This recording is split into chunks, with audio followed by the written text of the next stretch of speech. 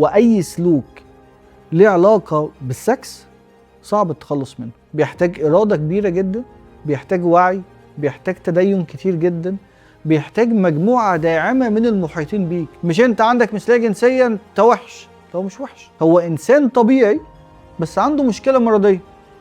هتقعد تقول له انت وحش مش هيتعالج وهيبدا المرض ينتشر. لكن لا، انت غلط، عندك سلوك غلط، بس انت انسان فيك مميزات وفيك عيوب.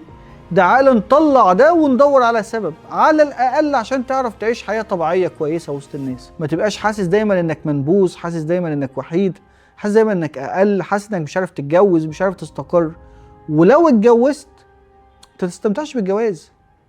هو الجواز بالنسبه لك واجهه اجتماعيه علشان الناس يبطلوا يقولوا لك كل شويه كبرت يا حماده، مش تتجوز بقى خلاص ولا ايه؟